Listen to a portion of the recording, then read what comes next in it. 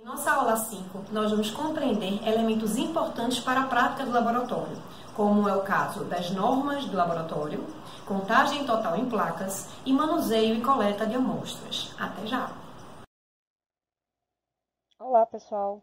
Estamos iniciando a aula número 5 e os temas que vão ser debatidos nessa aula são normas em laboratório de microbiologia, coleta, transporte e estocagem de amostras para análise, contagem total de micro-organismos em placas. Ao final desta aula, vocês serão capazes de conhecer as normas de trabalho de laboratório em microbiologia, vão também ser capazes de abordar os temas sobre coleta, transporte e estocagem de amostras para análise de laboratórios de microbiologia, visando a qualidade dos resultados obtidos, bem como conhecer um pouco mais sobre o método de contagem de micro-organismos em placas.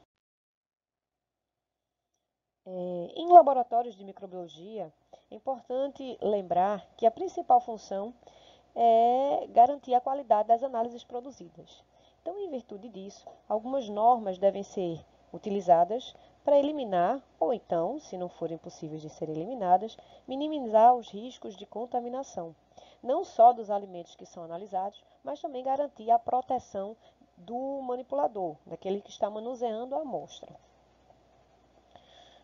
Os laboratórios eles fazem diversas análises e muitas vezes estão em contato com micro-organismos patogênicos e, devido a esse, o cuidado deve ser ainda maior.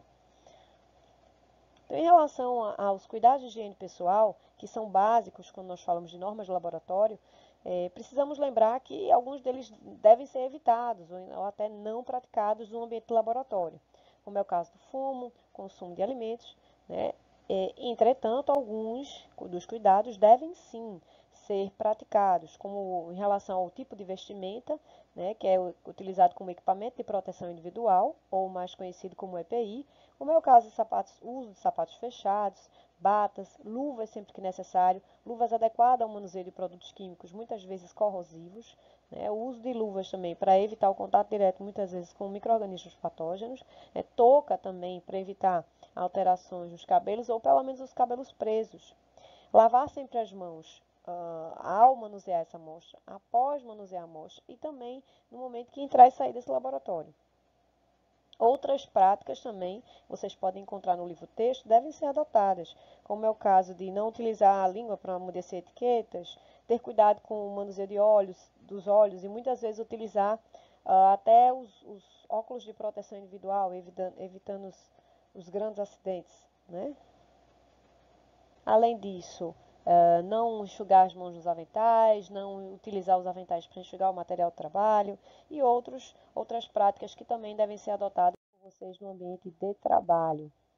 Em relação às normas de trabalho, do trabalho diretamente voltados para a microbiologia, nós temos uma série de práticas, né, principalmente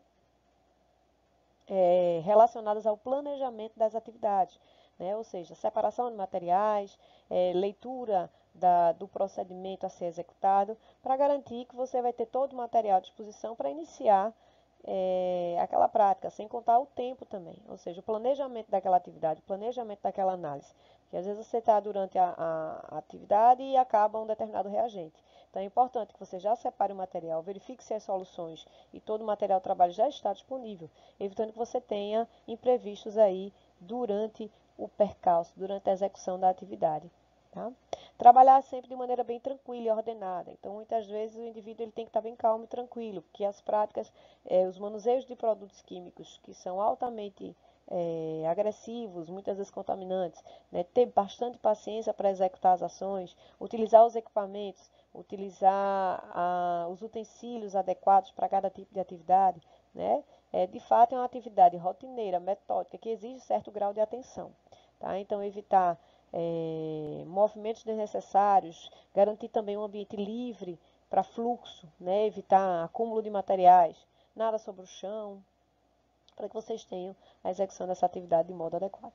Além disso, procurar sempre deixar a superfície de trabalho limpa e desinfetada, ter muito cuidado se houver derramamento de soluções que são tóxicas, e aí também tomar as medidas de precaução, abrir as janelas, abrir as portas. Muitas vezes essas soluções são voláteis, elas podem causar problemas inclusive respiratórios, né? Então muitas vezes abrir a porta do laboratório e tomar as medidas de proteção caso ocorra o vazamento de alguma substância química, ok?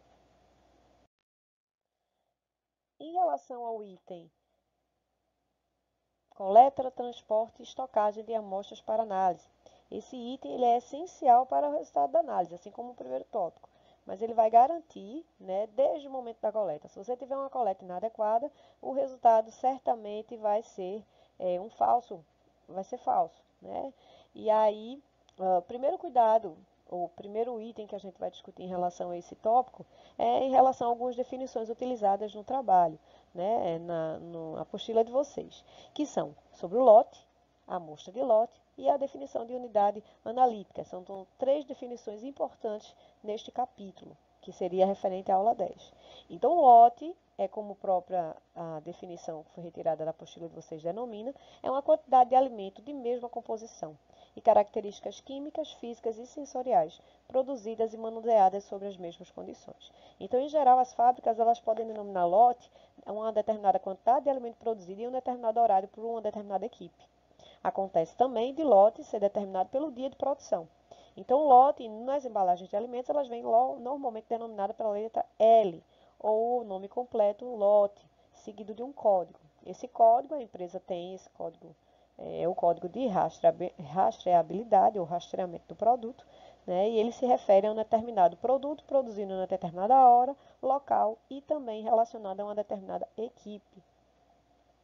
No laboratório, esse lote é determinada quantidade de alimento que apresenta as características comuns. Ou seja, se eu produzir 400 quilos de um determinado produto hoje, o lote é de 400 quilos. Mas, em geral, no laboratório, ele vai chegar a um lote de 4 quilos. E esse lote, ou 400 gramas, ele vai ser denominado, né, porque ele foi produzido naquele determinado dia sob as mesmas condições.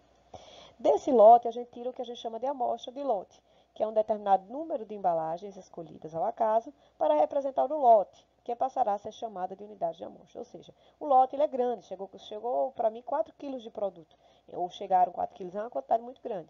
Então, desses 4 quilos, eu vou tirar uma amostra do lote. Tá? E aí, Ellen, como é que a gente define, então, a unidade analítica? A unidade analítica ela é a quantidade de alimento efetivamente utilizada na análise. Ou seja, eu tenho um lote que é uma quantidade maior. Desse lote, eu vou tirar uma amostra de lote, que é um percentual desse lote.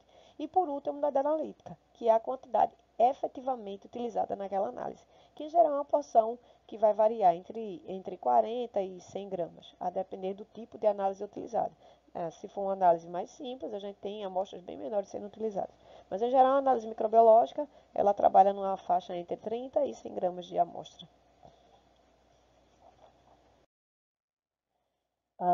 Lembrem que é importante ressaltar a importância da fase dessas etapas, coleta, transporte e estocagem.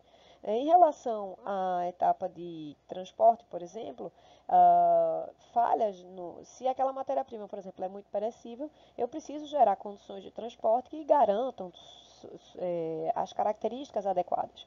Caso contrário, eu vou gerar uma multiplicação exacerbada de micro-organismos, o que pode gerar um falso positivo no meu produto.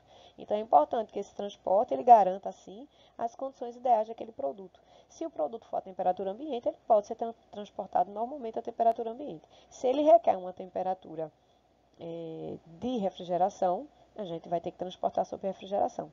Alimentos com baixa atividade de água, por exemplo, desidratados, eles têm que também ser transportados de forma que evite a umidade ambiental, sobretudo em períodos ou em locais de alta umidade. Tá? Se o produto é congelado, por sua vez, da mesma forma, ele deve ser mantido sob congelamento.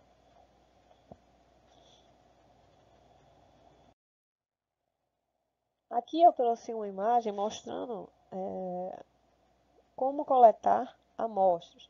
Nesse caso, a gente está falando de água, né? Mas aí a gente poderia substituir, sim, por outro tipo de produto, um alimento.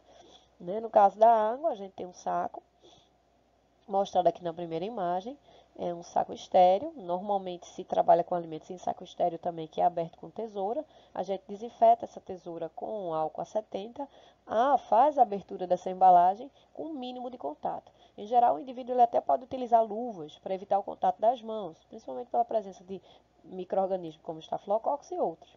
Aqui a gente tem mostrando a abertura da embalagem, ou seja, ele não toca no interior da embalagem, ele faz somente um manuseio externo. Nesse caso aqui, ele tem um produto que vai ser a água, que é colocada diretamente da torneira sobre a embalagem. Caso fosse um alimento, ele pode ser colocado diretamente de uma embalagem para outra, ou ele pode utilizar um utensílio limpo, lavado, desinfetado preferencialmente, que faça o transporte até a embalagem, evitando ao máximo, né? E também esse utensílio ele não pode ter sido utilizado anteriormente em outro alimento, para evitar a contaminação cruzada. Aqui a gente tem o fechamento da embalagem, o lacre, tá? Ele aqui faz o fechamento dessa embalagem, né? Ele dá 3 voltas para garantir que não haja vazamento do produto. E aqui, esse produto ele deve seguir para acondicionamento e ser transportado da forma que é prevista. Tá? Em gerar um ambiente refrigerado ou baixa temperatura para garantir que não há contaminação desse produto. Outro aspecto importante em laboratório, que a gente também vai discutir, é sobre a contagem total de micro-organismos em placa. Tá? Em relação à contagem, a gente pode definir como método utilizado para a contagem de grupos de microbianos, né, como aeróbios, mesófilos, psicrófilos, bolores, leveduras e os clostridios sulfito-redutores. Podem também ser utilizados para grupos específicos, mas desde que sejam utilizados em ambientes seletivos.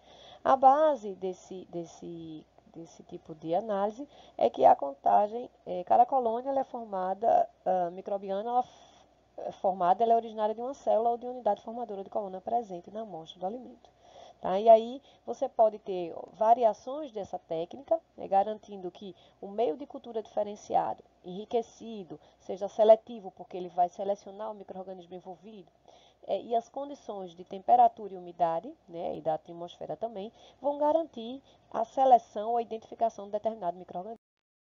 Aqui a gente tem mostrando um método passo a passo, é semelhante à imagem que vocês encontram na página 108, né, onde você vê a amostra depositada sobre a superfície.